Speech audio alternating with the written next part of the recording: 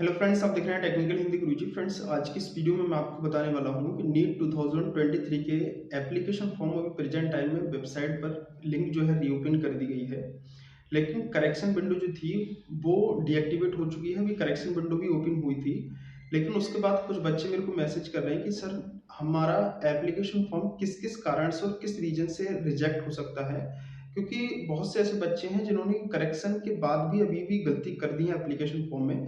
तो आज की इस वीडियो में वही बताने वाला हूँ कि किस रीजन से और किन किन कारणों से आपके जो एप्लीकेशन फॉर्म है वो रिजेक्ट हो सकते हैं। और अभी भी आपके पास समय है, क्योंकि एप्लीकेशन फॉर्म में आप एडिट भी कर सकते हो। साथ ही अगर आपने अभी तक फॉर्म नहीं भरा है तो फॉर्म भी भर सकते हो, ठीक है। अगर आप उन गलतियों को सुधारना चाहते हो, अपना एप्लीकेशन फॉर्म रिजेक्ट नहीं कराना चाहते हो, तो इस वीडियो को पूरा कंप्लीटली देख लीजिएगा, जिससे आपको समझ आ सके और पता चल सके, ठीक है। चलिए स्टार्ट करते हैं वीडियो। अभी तक आपने चैनल को सब्सक्राइब नहीं किया तो कर लीजिएगा, और वीडियो को लाइक नहीं किया तो कर लें, और इस वीडियो को अपने दोस्तों के साथ ज्यादा से ज्यादा शेयर कर दीजिएगा, ठीक है। तो मैं आपको यहाँ पर क्लियरली पॉइंट बताऊंगा कि किन किन कारणों से आपके जो एप्लीकेशन फॉर्म है वो रिजेक्ट हो सकते हैं, ठीक है। तो सबसे पहली बात तो यह है कि क्वालिफिकेशन, ठीक है। बहुत से ऐसे बच्चे हैं कि जिन्होंने क्वालिफिकेशन ऑफ, जैसे पेरेंट्स की क्वालिफिकेशंस है, खुद की क्वालिफिकेशन वगैरह है, तो उसमें कुछ भी गलती कर दी है, ठीक है। क्वालिफिकेशन में दूसरा आपका यहाँ पर पेरेंट्स की इनकम में, ठीक है। तीसरा आपका यहाँ पर है एड्रेस।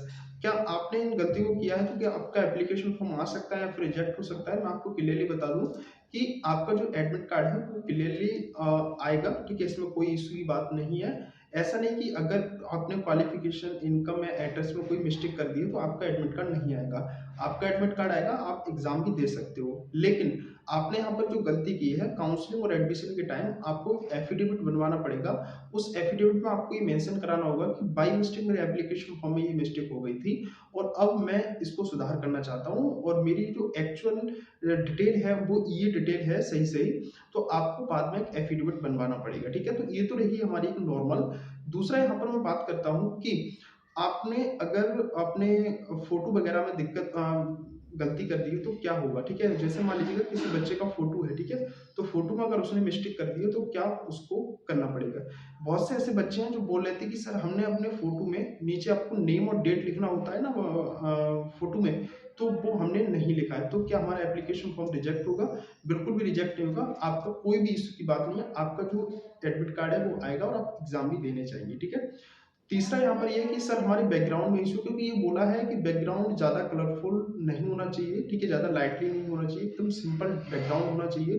तो बच्चों का कहना है कि सर, हमारा बैकग्राउंड जो है फोटो का वो बहुत ज़्यादा लाइटली है, बहुत ज़्यादा एक तरह से प्रोफेशनल है, तो क्या कोई दिक्कत तो नहीं आएगी।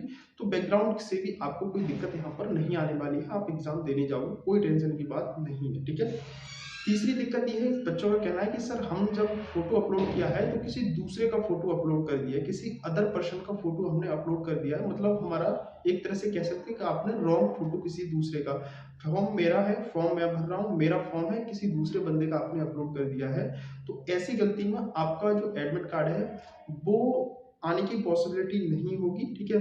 क्योंकि ऐसे में आपको दिक्कत हो सकती है, ठीक है। दिक्कत क्या होगी, अगर आपका एडमिट कार्ड बाई चांस आ भी जाता है, तो आप जब एग्जाम सेंटर पर जाओगे तो वहां पर आपने देखा होगा कि आप इन्विजिलेटर वगैरह गेट पर खड़े होते हैं, ठीक है। आपके एडमिट कार्ड और आपका आइडेंटिफाई चेक करते हैं।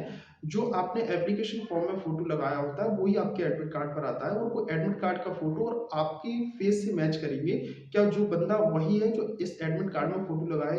तो जब आप वहाँ फोटो नहीं होगा तो आपको बाहर निकाल देंगे और आपको वो एंट्री नहीं देंगे, ठीक है। या ऐसे में आपने मास्क वगैरह लगाकर अपना फोटो अपलोड कर दिया है, तो सीधी सी बात है कि आपका मास्क यहाँ तक लगा होगा तो वो कैसे पहचानेंगे कि आपका ही फोटो है या किसी दूसरे का फोटो है, ठीक है। तो ऐसे में अगर आपने मास्क लगाया है फिर भी आपको वहां पर एग्जाम नहीं देने दिया जाएगा। तो ऐसे में आपको क्या करना है वो मैं आपको लास्ट में बताऊंगा, ठीक है। ठीक है, मैं इस चीज को आपको सजेस्ट नहीं करूंगा, लेकिन फिर भी मेरी राय है वो मैं आपको देना चाहूंगा। आप करें या ना करें, इसकी रिस्पॉन्सिबिलिटी आप पर खुद पर होगी। मैं ये डिटेल आपको बाद में बताऊंगा कि ऐसे में अगर आपने दूसरा फोटो या मास्क या दूसरे किसी और का लगा दिया है तो क्या करना चाहिए, ठीक है। यहाँ पर दूसरी, यहाँ पर यह है कि बच्चे कह रहे हैं कि सर, सिग्नेचर को लेकर के, ठीक है। सिग्नेचर को लेकर के बच्चे कह रहे हैं कि सर, ये बोला गया था कि आपको ब्लैक पेन से सिग्नेचर करना है, लेकिन आपने ब्लू से कर दिया है। तो कोई दिक्कत वाली बात नहीं है, आपका फॉर्म रिजेक्ट नहीं होगा। आप एग्जाम एग्जाम देने जाएंगे और एडमिट कार्ड भी आपका आएगा, ठीक है। दूसरा है कि सर हम जब सिग्नेचर अपलोड कर रहे थे तो उस टाइम हमने फिंगरप्रिंट अपलोड कर दिया, किसी दूसरे का साइन अपलोड कर दिया है। तो ऐसे में क्या होगा कि अगर आपने फिंगरप्रिंट अपलोड कर दिया है तो आपका एडमिट कार्ड नहीं आएगा। एडमिट कार्ड आ जाएगा तो आपको एग्जाम में नहीं बैठने दिया जाएगा, क्योंकि जब आप देखेंगे एग्जाम हॉल में होते हैं तो वहाँ पर आपसे साइन कराए जाते हैं आपके एडमिट कार्ड पर। बहुत सी लिस्ट वगैरह आती है तो वहाँ पर भी आपसे साइन कराए जाएंगे और वहाँ पर आपका फिंगरप्रिंट होगा। तो ऐसे में क्या होगा कि आप जब फिंगरप्रिंट वहाँ देखेंगे, क्योंकि वो मैच करते हैं, आपसे वहीं पर साइन कराएंगे, वो साइन आपसे मैच नहीं होगा क्योंकि वहाँ आपने फिंगरप्रिंट लगा दिया। तो ऐसे में आपको बाहर कर दिया जाएगा, कोई फॉर्म एग्जाम में नहीं जाने दिया जाएगा, ठीक है। तो इसमें ऐसे में अब क्या करना है, तो इसके लिए भी मैं बताऊंगा, भी इन दोनों के लिए मैं बताऊंगा कि आपको इनके लिए क्या करना होगा, ठीक है। तीसरा यहाँ पर ये है कि अगर आपने किसी दूसरे पर्सन का फोटो अपलोड कर दिया है, ठीक है, ठीक है, किसी अदर पर्सन का फोटो आपने अपलोड कर दिया है या आपने कोई गलत फोटो अपलोड कर दिया है, तो आपका नहीं, माफ करिएगा, यहाँ पर सिग्नेचर की बात है। तो सिग्नेचर अगर आपने गलत अपलोड कर दी है, किसी दूसरे की सिग्नेचर अपलोड कर दिए हैं, तो जब भी आप मान लीजिएगा आपने अदर पर्सन के सिग्नेचर जो है वो अपलोड कर दिए हैं, तो जैसे सिग्नेचर आपने किए हैं वैसे ही सिग्नेचर आपको एग्जाम हॉल में जाकर करने होंगे, ठीक है। लेकिन ये गलत है, मैं फिर भी बोल रहा हूँ ये गलत है। लेकिन अगर आपने ऐसी मिस्टेक की है तो आपको जैसे सिग्नेचर आपने किए हैं वैसे ही सिग्नेचर एग्जाम हॉल में करने होंगे, तो आपको ऐसे में कोई प्रॉब्लम क्रिएट नहीं होगी, ठीक है। यहाँ पर मैं बताऊं कि अगर आपने इन दो गलतियों को किया है, जो दो गलती मैं यहाँ पर बता रहा हूँ, आपने फोटो में या आपने किसी अदर पर्सन का फोटो अपलोड कर दिया है या मास्क लगाकर फोटो अपलोड किया है या फिर आपने जो साइन किया है वहां पर फिंगरप्रिंट अपलोड कर दिए हैं, ठीक है। तो ऐसे में आपको क्या करना है, देखो मैं इस चीज को सजेस्ट नहीं करूंगा। आप अगर चाहें तो अपनी रिस्पॉन्सिबिलिटी पे कीजिएगा जो भी आपको बता रहा हूँ। देखो क्या है, फॉर्म तो आपका वैसे भी रिजेक्ट होना है, पेपर तो आपको वैसे भी नहीं देने दिया जाएगा अगर आपने ये दो गलती की है तो। लेकिन इसका सॉल्यूशन एक ये है, आप डबल फॉर्म भी नहीं भर सकते हो, क्योंकि एंटी ने अपने ब्राउजर में साफ बोला है कि भाई आप एक बंदा दो एप्लीकेशन फॉर्म नहीं भर सकता। अगर ऐसे में कोई बंदा पाया जाता है तो उसकी जो एग्जाम में नहीं बैठ पाएगा, साथ ही साथ उनके दोनों एप्लीकेशन फॉर्म को रिजेक्ट कर दिया जाएगा अगर दोनों ही एप्लीकेशन फॉर्म में एक ही डिटेल मैच करती है तो, ठीक है।